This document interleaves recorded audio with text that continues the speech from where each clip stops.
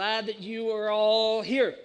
Any of you ever have like a difficult time slowing your mind down? Like any, people who get on a merry-go-round in their own mind and can never get off that merry-go-round?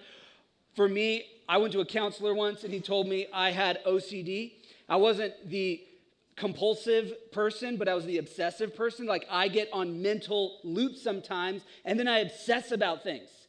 Anyone feel like maybe I just diagnosed you a little bit with like what's called pure O OCD? You're just purely an obsessive person, not the compulsive person where you like have little tics, but like you obsess a lot. Like your mind races over and over and over again, or where you get on a little merry-go-round in your mind and you just can't get off thinking about that. Is anyone with me on there? Like don't leave me up here hanging if that's you, okay? All of us together, we're starting a group after church that is for the pure O obsessive people here, and I will be the one that will be in there with you.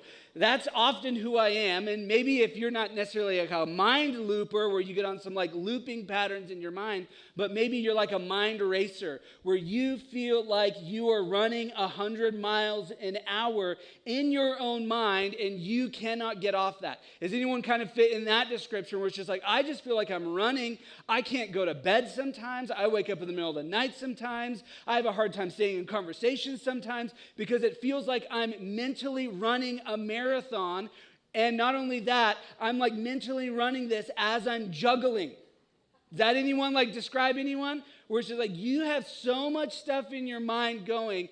The thought of like slowing down, pausing, stopping, and removing all of that like mental clutter almost feels like that would be impossible.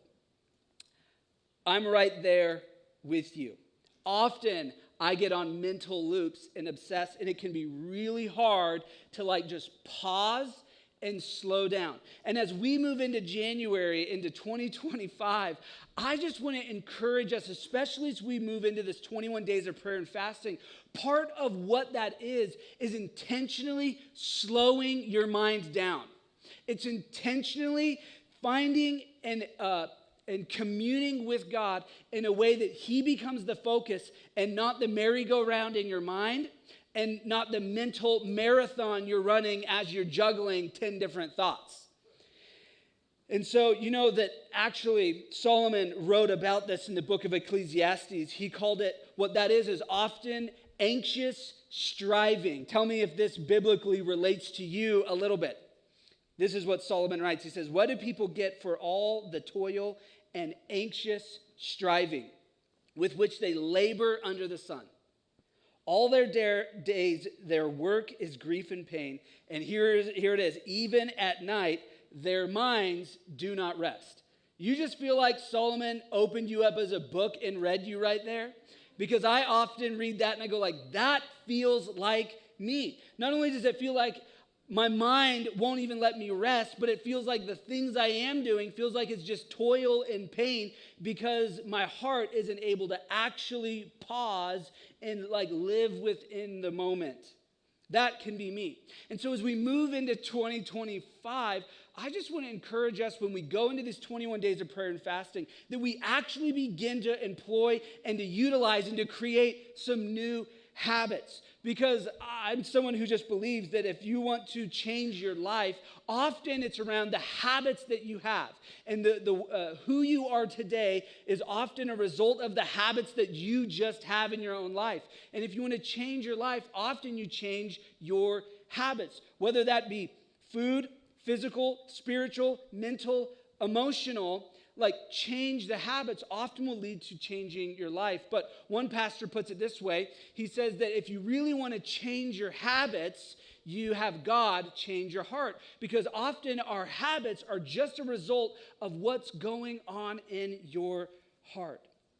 And so when we move into the 21 days of prayer and fasting next week, my prayer and my focus for us as a church is that yes, probably many of us have New Year's resolutions or habits that we want to start. And more than likely, those are the things that you actually want to change about your life that's all well, good, and true. But my heart for the 21 days of prayer and fasting is that if you really want to get to the root of those habits, of why those bad habits are there or why good habits might stay, is that you need God to change your heart. And so my prayer is that as a church, for the first 21, or it won't be the first 21 days, but from January 5th through whatever, January 26th, is that we would ask God to change our heart. And we would focus on that as a community. And so today, what I want to talk to us about is those of you who are the mental marathon runner or the pure OCD, the obsessive person that you can't get your mind off of, things, is that how do we actually start and live out a habit of slowing our mind and spending silence and solitude with the Lord? I mean, think about Jesus for just a second here, okay? Jesus, think of all the things he had to, mentally and emotionally juggle as he lived his 33 years on this earth. He had to have no sin. Think of all the temptations and all the mental willpower he had to put into, just not sinning every single day, and he accomplished that. He had to then go and find disciples and pour into them. He had to teach not only his disciples, but all these people, kingdom values of God. He was healing the sick, raising the dead, cleansing the temple. He's showing love. I mean, all these things that you could encounter so many hurting people throughout your ministry, 3 years of ministry. Imagine the toll that would play on you. There was this person that I healed, but then there was other people he didn't heal, and people who came up to him, and he's teaching them. Imagine the mental and emotional toll that would play on anyone, that you're constantly holding people's sickness and pain and he's demons he's casting out. That could play a lot of toll on you mentally and emotionally. He's enduring persecution. He's trying to Jesus juked the Pharisees on everything they're trying to trap him in. And then he's got to give himself up as a sacrifice and then die on the cross and then raise again 3 days later. He had no bigger assignment on earth for the 3 years he was in ministry, but then even the 30 years before leading up to that. And what did Jesus do with that? How did he not get on that mental loop and not be able to get off, knowing that in 3 years, I got to die on a cross? If that was me, I'm pretty sure I'd be thinking about that every single day for 3 years. What did he do in order to fulfill God's will? Well, Jesus consistently and intentionally created the space so that not only he could hear from God, spend time with his Father in heaven, but to allow his Father in heaven and the Holy Spirit to fill him up and nourish him. He consistently and intentionally spent time disconnected from his work, from his life, from the disciples, from the sick, from the demon-possessed, from the Pharisees, from his religious duties, all of that consistently and intentionally disconnected so that he could be in silence from a never-ending noise of ministry and obligations around him. And here's the thing that I think could be beneficial for us, is that there's no such thing as intimacy without intentionality. I mean, think about that in your own marriage. There's no way that you're going to experience intimacy in your marriage if there's not intentionality of actually growing together with one another. And whether we're talking about physical intimacy, emotional intimacy, there's no way that's going to happen in a long-term way if you're not intentional about creating intimacy within a marriage. Or think about parenting, that you build and develop intimate relationships with your children. That's not going to happen if you're just disconnected and you're always at work, right? Or if you're always busy. To have an intimate relationship with kids, you got to have intentionality around your parenting. Or with friendship. Anyone just not have time for friends in 2024? I mean, that's a result of not being intentional with them. You're choosing where your time goes. There's no way you're going to have intimate friendship with people in life if you're not intentional about it. And the same goes with God. Like, you're not going to have an intentional, or you're not going to have an intimate relationship with God if you're not intentional about it. And seeing and walking with lots and lots of people over the last 15 years as being a pastor, I've met very few people who are genuinely close to God, but never spent time with him. Like, the same goes, like, you have to intentionally pour into your relationship with God if you want to have an intimate, abiding, fulfilling relationship with him. And over again, what we see in the Gospels is that Jesus withdraws from the crowd, from the demands, from the expectations. He goes to some type of secluded place. He slows down. He finds himself in solitude and silence. He pauses. He prays. He hears from the Father's voice. Listen to this moment in Mark where he describes this about Jesus. He said, very, very early in the morning, while it was still dark, Jesus got up, left the house, and went off to a solitary place where he prayed. Simon and his companions went to look for him, and when they found him, they exclaimed, "Everyone's looking for you." Can you relate to that on any level where it's just everyone is constantly looking for you? Maybe it's employees, maybe it's coworkers, maybe it's classmates, maybe it's your children where you're just trying to go to the bathroom and you see little papers coming under the door or their little fingers there that they're constantly looking for you. Even in a moment where it's just can I just use the restroom? They're still looking for you. But here's what Jesus did. In spite of knowing that everyone is demanding his time, demanding his attention, looking for him, he found a way to remove himself from all of that to be with the Lord.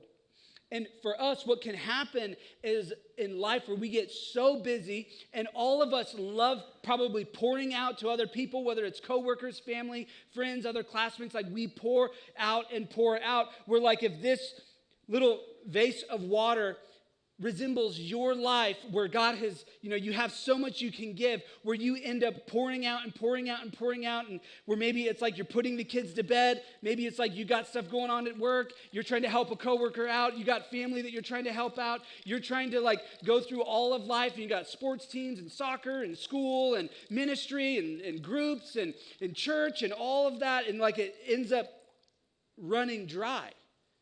And you've poured everything out. All of us have our own limitations where that just pours out. And when you have nothing left in here, how much more can be poured out in your life? Very, very, let's see if I can get a drop. Can I get a drop? Oh, I can't get even a drop. Oh, there goes one. You got one drop left. And there it went. And for all of us, oftentimes it can be get the kids out of bed, get kids ready for school, fight traffic, pay attention in your class or a meeting or something. You have coworkers. Maybe you want to be the best at your job, so you're trying to succeed. You're trying to do better. And then you got kids that are trying to go to basketball practice or wrestling or, whatever it is. They got band or dance or gymnastics. And then you want to try to do your best to have a quick dinner with everyone. But then even after that, it's you got bills to pay. You got yard work, housework. You got to, clean up for the rest of the day, make sure it's all set. Maybe you want to serve. You got some group you're going to. You were trying to look good, and so you're working out, and you're doing all these things. And over time, all of that, you get a couple drops here or there, and it just runs empty. Where Jesus came, that he would give you an abundant life. Jesus came that you might live the life to the full. Jesus came that you might abide in him, with him, be connected to the branch, and that you might fill back up so that you can continue to pour out. That you spend time, you're intentional getting away, and you're being with him where Jesus is the one filling you, so that you live each and every day, each and every week, month, season, year, where you can consistently pour out and be filled back up. But most of us live on empty, and you have a few drops. You can't give out what you do not possess or have. And Jesus modeled this consistently. Jesus modeled this with intentionality, where he paused, he created space, and he withdrew. I'll put just a couple things up here on the screen that you can see. Like, these are some of the areas that Jesus modeled this. I'm not going to read all of them, but just know that they're there. Before his ministry, before he ever started ministry, he modeled this. Before making any important decision in life, he modeled doing this. After any long, hard day of work, he modeled this. After ministering to lots of people, you had a lot of people that needed from you. He modeled this. After even losing a close friend or walking in grief, he modeled this. Like, Jesus modeled what it would look like to pour out and then to be filled back up. And there's a reason why you also need to withdraw yourself and to be filled up consistently, is that you cannot continue to pour out what you have not filled back up. And some of you are just running on empty. I've been there, where it's like you're just trying to get a few drops out, like where you are all poured out. You don't have to raise your hand at this one, but maybe in you here today, you feel completely poured out. 2024, it took it all. You gave it all, but it also took it all. And you feel empty. You know, I remember a couple years back really feeling this way. This was like 2021, 2022, post, kind of COVID. You're trying to do ministry, life, school, all the things, and just feeling really, really burnt.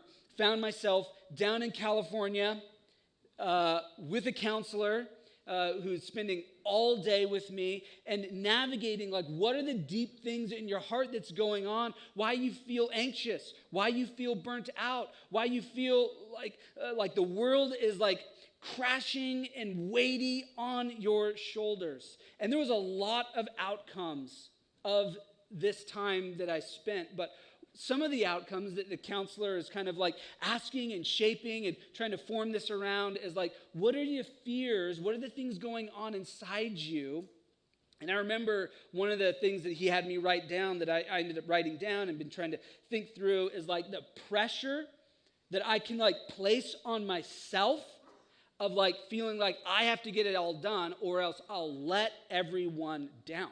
And so it's like I take this pressure that you never placed on me, but like I think that like maybe staff or friends or church congregants, like they have this, and I put it on myself when that was never even true.